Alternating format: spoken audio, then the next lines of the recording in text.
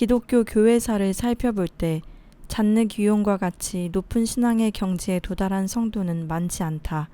왕정과 사회의 부패와 함께 타락했던 교회 가운데 하나님께서는 잔느 귀용이라는 신앙에 걸출한 위인을 탄생시키셨다. 하나님께서는 이 여인의 생애를 통해서 중세시대에 잠자던 교회의 신앙에 신선한 바람을 불게 하셨고, 이 바람은 퀘이커 교도와 진젠돌프, 모라비안 교도, 웨슬레, 허드슨 테일러, 워치만리 등 후대에 중대한 영향을 끼쳤다. 그녀는 교회 안에 살았고 교회를 사랑하였다. 그러나 그녀가 받은 것은 오해와 비난과 부당한 대우, 그리고 음모와 괴롭힘 등이었다. 그녀는 세상과 교회의 권위자들에 의해 십수년간의 구류와 감옥 생활을 하게 되었다. 이것은 잔느 귀용이 그리스도께 받은 사랑이 심히 큰 까닭이요, 그 사랑이 그녀로 하여금 용감하게 그리스도의 십자가를 질 수 있게 하였던 것이다. 결국 주님께서 주신 사랑과 고난의 은총에 온전히 반응함으로 그녀는 중세교회 속에서 그리스도를 밝게 비추는 신앙의 등대가 되었던 것이다. 출생과 유년 시절. 잔느 귀용은 1648년 4월 18일 프랑스의 루이 14세 때 파리 남쪽의 몽타리그에서 부유한 귀족 가문에서 태어났다. 그녀의 부모님은 두 분 다 재혼한 분들이었고 양쪽 모두 첫 번째 결혼을 통해서 자녀들을 두었다. 잔느 귀용을 핍박하는데 끝까지 앞장섰던 사람은 바로 그녀의 의붓 오빠인 라모트 신부였다. 그녀는 임신한 지 7개월 만에 태어났기 때문에 매우 오랫동안 병약하였다. 그녀는 어머니로부터 사랑을 별로 받지 못하고 자랐다. 어머니는 그녀보다 남동생을 더 사랑하였다. 잔느의 어머니는 종교나 자녀 교육보다는 사교계나 자선사업에 관심이 더 많았기에 그녀는 어려서부터 수녀원에서 자라야만 했다. 반면 잔느 귀용의 아버지 클로드 보비에 드 라모트 씨는 매우 독실한 종교인이었고 상당한 인격자여서 지역사회에서 존경받았고 딸 잔느를 무척 사랑했다. 본래부터 종교적 심성이 남달리 깊었던 잔느는 아주 어린 시절부터 시작된 수녀원 생활을 통해 하나님을 체험하게 되었다. 그나마 수녀원 생활도 병과 다른 사정에 의해 자주 옮기게 되었는데 이는 되게 고통스러운 것이었으나 그녀는 자주 바뀌는 환경 속에서도 변하지 않으시는 하나님을 사모함으로 나아갔다. 하나님께서는 어린 잔느에게 지옥의 꿈을 꾸게 하셨다. 잔느는 지옥에서 받는 형벌의 무시무시함과 자신의 자리도 그곳에 있음을 보고 슬피 울며 하나님께 부르짖었다. 나의 하나님, 제게 자비를 베푸소서. 저에게 조금만 더 생명을 연장시켜 주옵소서. 그러면 다시는 주님을 거역하지 않겠습니다. 하나님께서는 이러한 어린아이의 부르짖음에 힘과 용기를 불어넣어 주셨다. 그녀는 자신의 꿈과 죄를 신부님께 고백드렸다. 그런 후에 그녀의 가슴 속에서는 순교의 고난을 당하고 싶은 열망이 생기게 되었다. 하나님께서는 수녀원에 같이 있던 소녀들로 짓궂게 그녀의 순교 열정을 시험하였는데 잔느는 친구들과의 순교자 놀이에서 준비해 놓은 순교시키려는 큰 칼 앞에 무너지고 말았다. 잔느는 이날 이후 자신의 신실치 못함에 오랫동안 울적하였고 자주 알아 누웠다. 어린 잔느는 예수님께 작은 희생이라도 봉헌하기를 좋아했다. 그래서 수녀원에 있는 아기 예수 봉헌재단 뒤에 몰래 그녀의 아침 식사를 숨겨두었다. 끼니를 굽는 것은 어린아이에게 있어서 대단한 희생이었다. 잔느가 13살 때 그녀는 수두를 알아 3주간 격리된 채 혼자 누워 있었다. 그때 잔느는 방 한 구석에 있는 성경책을 발견하게 되었는데 이것은 하나님의 섭리였다. 고독한 잔느에게 위로가 될 만한 것은 성경뿐이었다. 그녀는 밤낮 성경을 읽었다. 그리고 성경의 내용들은 그녀의 마음속에 깊이 박히게 되었다. 훗날 그녀가 쓴 책들에 인용된 수많은 성경 구절은 바로 이때의 기억을 바탕으로 쓰여지게 된 것이다. 잔느에게는 자크라는 남동생이 있었는데 어머니는 남동생을 편애하므로 잔느는 많은 상처를 받았다. 심지어 그녀가 아플 때도 남동생이 달라고 하면 어머니는 어떤 것이라도 그녀에게서 빼앗아 동생에게 주곤 하였다.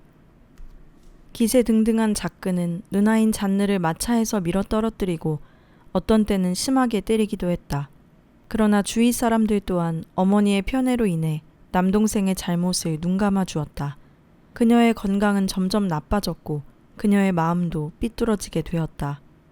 그녀는 점점 심술궂어졌고 거짓말을 하고 화를 잘 내게 되었다.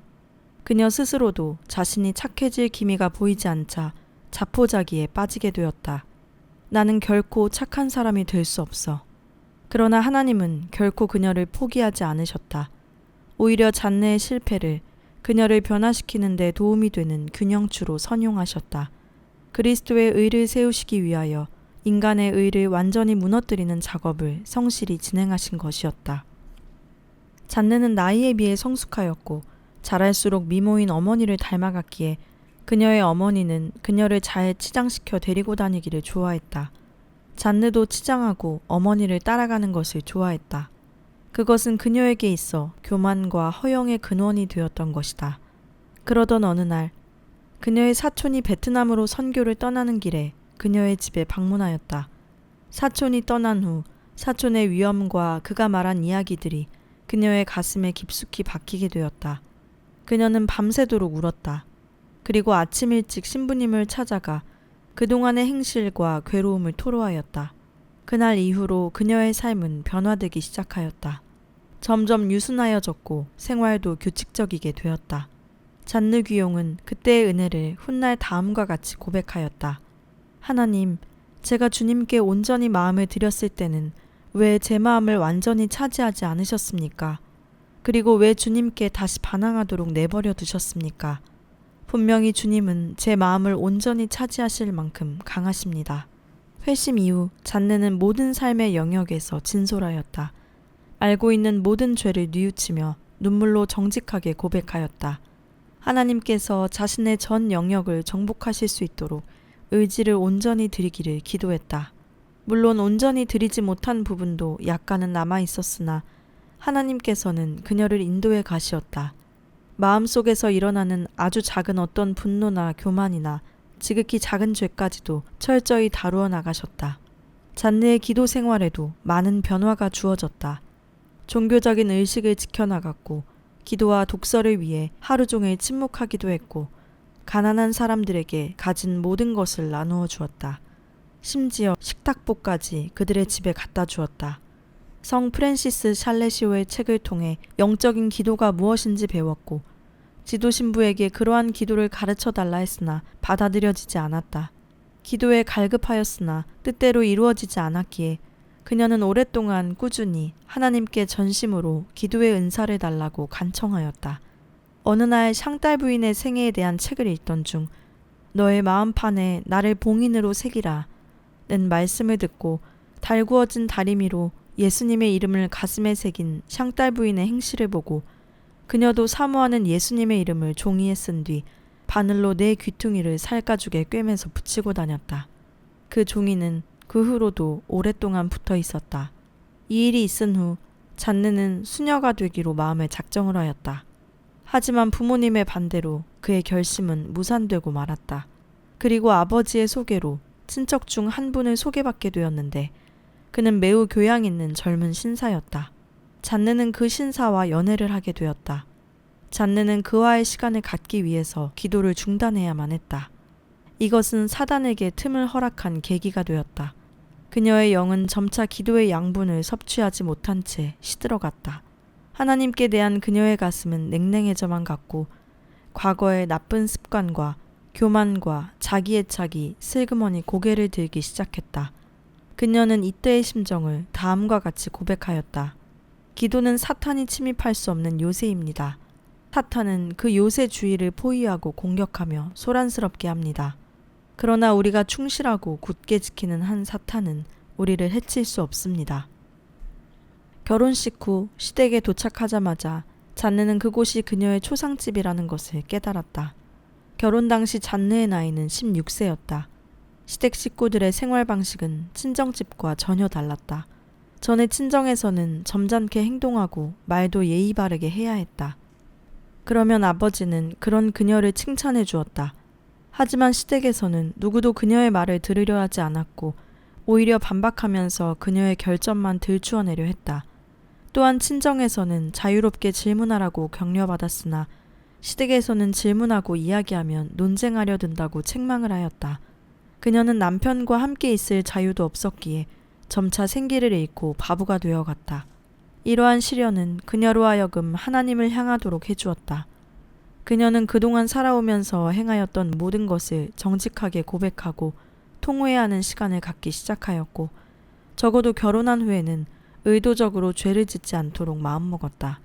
그리고 다시 기도를 통한 주님과의 대화를 하기 시작하였고, 더 이상 하나님을 거스르지 않으려 노력하였다. 그러나 여전히 그녀에게는 허영심이란 끈질긴 죄의 욕구가 따라다녔다.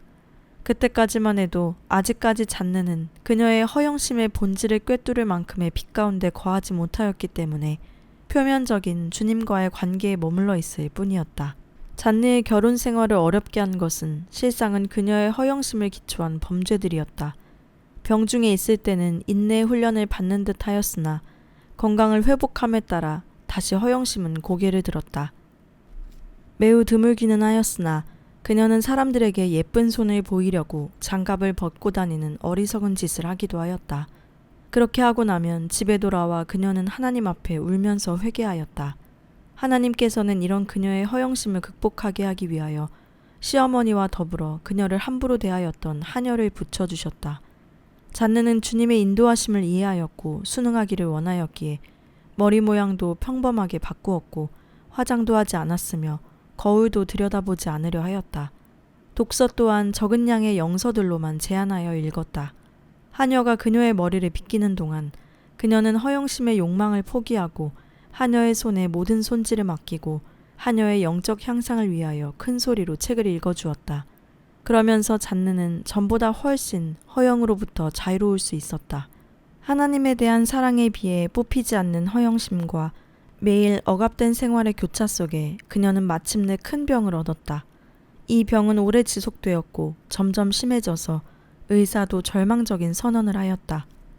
주위의 모든 이들이 슬픔 속에 잠겨 있을 때 유독 그녀의 죽음에 무관심한 것은 오직 그녀 자신뿐이었다. 그녀는 아무런 두려움 없이 죽음을 받아들였고 죽음이 임박했을 때도 담담하였다. 하나님은 이런 그녀에게 기적적으로 건강을 회복시켜 주셨다. 이 사건은 그녀로 하여금 큰 고통을 참아내는 인내심을 얻는 것 외에 세상의 모든 것이 얼마나 허무한 것인지를 체험하게 하였다. 그 후로 그녀는 전보다 더욱 달갑게 고통을 받아들이게 되었다. 오랫동안 쇠약했던 잔느는 점차 건강을 회복하였다. 당시 그녀는 하루 2번 기도하는 것을 의무적으로 실행하였고 자신을 이겨내기 위하여 부지런히 자신을 성찰하였다. 또한 가난한 사람들의 집에 방문하여 그들과 함께 고통을 나누었다. 하지만 그때까지도 그녀는 주님을 섬기는 데 부족함이 많았다. 주님을 향한 사랑과 인간적 사랑이 물과 기름처럼 섞여 있었던 것이다. 그러던 중 한 아가씨가 친정집에 오래 머물게 되었는데 잔느는 그 아가씨와의 신앙 교제를 통해 단순한 기도에 대해 알게 되었다. 그 아가씨의 지속적이고도 단순한 기도는 그녀의 마음을 매혹시켰다. 잔느는 끊임없이 묵상하고 소리내어 기도하고 기뻐하고자 애썼으나 그 어떤 노력으로도 진실하신 하나님을 느낄 수 없었다. 실상 그것은 단순함 가운데서만 경험되어지는 것이었기 때문이다. 잔느를 더욱 단순한 기도로 나아가게 도와준 분은 그녀의 사촌 오빠였다. 그는 잔느에게서 죄를 미워하는 마음을 발견하자 잔느를 커다란 사랑으로 품어주었다. 그는 단순하게 기도하는 법을 그녀에게 가르쳐주고 싶어 했으나 그녀는 아직까지 그것을 받아들일 단계가 아니었다. 마침내 하나님께서는 성 프란치스코에 있는 경건한 한 사람을 친정으로 보내심으로 잔느의 눈을 열어주셨다. 친정 아버지의 소개로 만나게 된 이 사제는 처음에는 주저하였으나 잔느의 기도에 대한 어려움을 듣고 난 뒤 말을 꺼냈다. 부인, 그것은 부인께서 안에 있는 것을 밖에서 찾으려고 하기 때문입니다. 마음 안에서 찾으십시오. 그러면 하나님을 발견하게 될 겁니다. 그의 말은 잔느가 수년 동안 찾았던 무엇인가를 떠오르게 하였고 발견하게 하였다. 그것은 잔느 자신이 부유한 가운데 영적으로는 빈곤하였고 연일 이어지는 잔치상 가운데 그의 영혼이 굶어 죽을 지경에 이르렀다는 것. 그리고 그녀가 찾던 주님은 정작 단순한 기도 가운데 임하시는 풍요로우신 주님이었다는 사실이다. 잔느는 자신 안에 거하시는 주님의 임재 가운데 단순한 기도를 드리기 시작하였다. 그 사제가 다녀간 뒤 잔느의 삶은 너무나 갑자기 변하여서 다른 사람은 물론 그녀 자신조차도 이를 실감하지 못하였다. 그녀 속에 문제가 되었던 결점이나 거리낌을 더 이상 발견하지 못했다. 그것들은 마치 거대한 불 속에 타버리듯이 사라져버렸다. 그 후로도 그 신부는 잔느의 영적 지도자가 되어주었다. 이는 그녀를 신앙의 거목으로 이끄시려는 하나님의 치밀한 배려였던 것이다. 잔느에게 주어졌던 것은 어떤 황홀경이나 환상이 아니라 기도였다. 황홀경은 순수하지 못할 수도 있고 착각이나 마귀의 속임수에 빠질 위험도 있다. 환상 또한 주님과의 참된 연합을 이루게 하지는 못한다. 영혼은 환상에 의지해서는 안 되며 그것들의 도움은 받되 방해를 받아서는 안 된다. 은총과 은사를 주신 분이 우리의 목적이어야지 은총과 은사 자체가 우리의 목적이 되어서는 안 된다고 그녀는 생각하였다. 설령 천사로부터 왔다 하더라도 그것이 하나님이 말씀하신 바가 아니라면 그릇된 판단과 오해를 낳을 수 있다. 왜냐하면 인간은 자기중심적으로 해석하려는 이기적인 본성을 가지고 있기 때문이다. 무지한 우리의 이성을 어찌다 믿을 수 있겠는가? 감사한 것은 하나님은 말씀을 소리로 내지 않는다는 것이다. 참되고 본질적인 말씀은 바로 예수 그리스도 자체이시다. 이 말씀은 예수님을 받아들인 영혼의 중심에 계시며 우리를 통해 열매를 맺고 단 한순간도 멈추지 않고 그 영혼을 하나님 자신께로 인도하신다. 주님의 능력은 그것을 받아들이는 영혼 안에서 강력하게 역사하여 그 영혼을 통해 다른 사람들에게까지 전달된다. 이것은 그녀의 신앙이었고 깨달음이었다. 잔느는 자신의 마음을 은사에 두지 않고 하나님의 사랑에서 끊어지지 않게 하려고 오직 하나님께만 시선을 고정시켰다. 하나님은 이것을 무척 기뻐하셨다. 주님께 대한 단순한 사랑과 기도는 그녀로 하여금 고난을 사모하게 하였고 자신이 누렸던 가장 소중한 쾌락까지도 거부할 수 있는 마음을 주었다. 이제 그녀의 삶은 전에 그토록 좋아했던 육적인 것들을 거절하고 오히려 전에 싫어하고 혐오하던 것들을 취하게 되었다. 매우 까다로웠던 식성도 원만해져 아무 것이나 다 먹었다. 가난한 병자들의 상처나 종기도 치료하고 돌볼 수 있게 되었으며 점차 거리낌이나 힘들다는 생각도 들지 않게 되어 계속적인 충성을 할 수 있게 되었다. 그녀가 갖게 된 것은 예수님께 대한 깊은 사랑이었다. 그녀는 연인을 사랑하는 것보다 주님을 훨씬 더 열렬히 사랑합니다. 라고 고백하게 되었다. 하나님에 대한 사랑이 너무나 강하게 그녀의 마음을 차지하고 있었기 때문에 그 외에 다른 것은 거의 생각할 수가 없었다. 하나님께서는 그녀의 마음에 말씀 자체를 심어 놓으셨기 때문에 때로는 말씀을 듣거나 묵상하는 일에 주의를 기울이지 못하더라도 그 효력은 항상 있었다. 그 효력은 다양한 형태와 방식으로 나타났다. 순수한 사랑의 열정은 주님을 위해 기꺼이 고통도 감수할 용기를 심어주었다. 단순히 고통을 벗어나는 것만 즐거워하는 것은 고통의 가치를 모르는 것이다. 하나님의 거룩한 정의가 이루어지기를 바라는 사람은 주님의 고통에 참여함으로 하나님의 공의를 성취한다. 이제 그녀의 유일한 기쁨은 그녀의 유일한 사랑, 하나님과 단둘이 있는 것이었다. 다른 즐거움은 그녀에게 오히려 고통이 되었고 주님을 잃어버리게 하였다. 그녀에게 임한 하나님의 임재는 명상하는 사고의 힘이나 상상력을 통해서가 아니고 의지 안에서 계속 밀려 들어오는 것이었다. 잔느는 그녀의 의지가 하나님의 의지와 하나됨을 최대의 기쁨으로 여겼다. 그녀의 모든 의지가 하나님께 항복하였고 하나님께서는 강력한 사랑의 불로 그녀의 일치되지 못한 부분을 태워서 정화시켜 주셨다. 그녀는 점점 자신의 감정과는 무관하게 오직 하나님의 역사하심과 그분의 기쁜 뜻만을 소망하는 거룩한 상태에 이르게 되었다. 순종은 하나님의 뜻을 따르는 것이다. 굴복하는 것도 소중하고 복되나 더 복스러운 것은 스스로 원하고 따르는 것이요 이것은 은혜인 것이다. 순종하는 사람은 주어진 환경, 즉 사람이나 사건을 보지 않고 그 가운데 항상 거하시는 하나님을 바라보고 환경에 순종하는 사람이다. 잔느는 바로 이런 사람이었다. 그녀의 집안에 천연두가 발생하였다. 어린 딸은 천연두에 걸려 곧 죽을 것처럼 심하게 앓고 있었고 큰아들 역시 천연두를 앓아 흉한 얼굴로 변했다. 주위 사람들은 잔느를 포함한 나머지 집안 식구들을 피신하기를 원했으나 잔느는 그렇게 할 수 없었다. 피신하고 싶지 않아서가 아니라 큰아들을 애지중지 사랑하는 시어머니가 싫어하였기 때문이었다. 사람들은 잔느를 설득하려고 할 때 그녀는 시어머니의 싫어함을 말하지 않았다. 시어머니의 허락 없이는 움직이지 않았는데 이는 그녀가 시어머니의 뜻을 하나님의 뜻으로 생각하였기 때문이다. 잔느는 아무 대책을 세우지 못하는 자신의 모습에 고통스러웠다. 하지만 무슨 일이든지 간에 하나님의 뜻이 이루어지기를 소원하였기에 모든 것을 포기하고 희생하는 마음으로 집에 머물렀다. 염려스러운 것은 그녀의 둘째 아들도 천연두에 전염되어 앓기 시작하였다는 것이다. 결국 둘째 아들은 천연두로 인하여 죽게 되었고 엎친 데 덮친 격으로 잔느마저도 천연두에 감염이 되어 사경을 헤매이게 되었다. 그러나 잔느는 이러한 상황에서도 아무 말을 하지 않았고 어떤 작은 동요도 내보이지 않았다. 심지어 죽음 직전까지 이른 그녀에게 의사조차도 부르러 보내주지 않는 상황에서도 잔느는 삶과 죽음은 하나님께로부터 온다고 생각하였다. 하나님께 그녀 자신을 완전히 맡김으로 순명의 모습을 보여주었다.